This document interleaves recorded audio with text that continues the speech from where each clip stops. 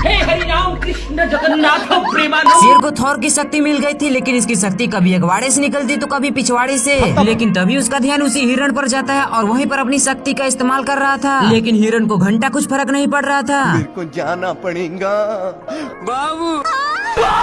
हिरण इसे देखकर सो जाता है और थोड़ी देर बाद जाके देखता है तो वहाँ पे दो कौवे थे जो यूपीएससी की तैयारी में लगे थे। शेर इन दोनों पर अपना टाइम नहीं बर्बाद करना चाहता और लकड़ी का ही दूरबीन बना के हिरण पर फिक्स करके, पर अभी भी इसका निशाना चूक जाता है।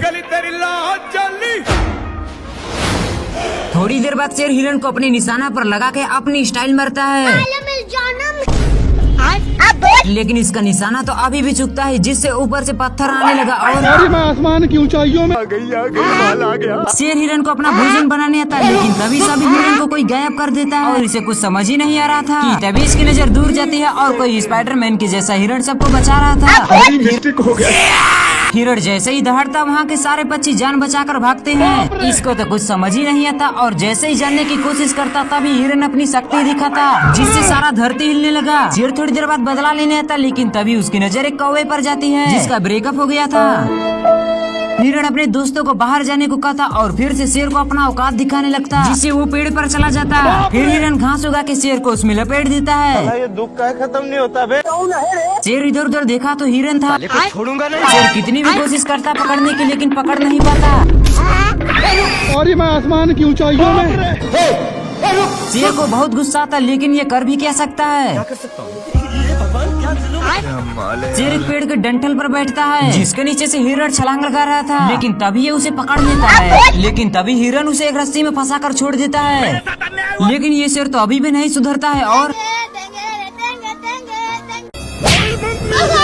लोमड़ी चोरी से आकर एक पूछड़ पीता, जिससे उसके अंदर हल्क की पावर आ जाती है और वो सांड तक को भी मार गिराता है।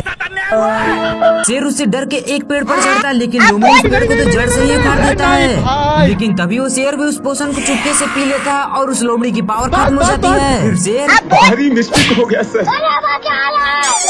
उसे खूब धोता है और ले जाकर एक खाई में लटका देता है, लेकिन तभी उसकी पावर खत्म हो जाती है और वो भी उसके साथ ही खाई में गिर जाता है।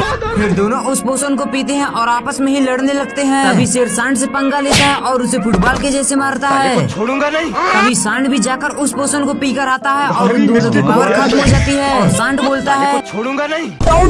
शेर उठकर देखा तो हिरण था। फिर शेर भी उसे लेग पीस बनाने के लिए धीरे धीरे उसके पीछे आता, लेकिन तभी वो एक फूल को सूंघ लेता है, जिससे उसे इतनी जोर से छींक आती है कि वो दूर जाकर गिरता है। शेर को एक खुरापाती आइडिया था और वो उस फूल को सूंघकर हिरण को पकड़ने का शॉर्टकट आजमाता, लेकिन वो तो हिरण के ऊपर ही बैठ जाता है और हिरण भी सनकल था। बाप रे। उसे ले जाकर फूलों के खेत में छोड़ देता है। नहीं। शेर छींक को रोकने की बहुत कोशिश करता है, लेकिन हिरण को देखने के चक्कर में फूल सूंघ लेता है। और मैं आसमान की ऊंचाइयों में। शेर नीचे आके देखा तो एक कौवा उससे कहता है। शेर को एक आइडिया आता है और वो अपनी पूंछ से फूल को साफ करके उल्टा चलने लगा, लेकिन तभी वो उल्टा चलने के चक्कर में हिरण के नाक में अपनी पूंछ डाल देता है और हिरण जैसे ही छींका, साला ये दुख का खत्म नहीं होता बे। बाप रे।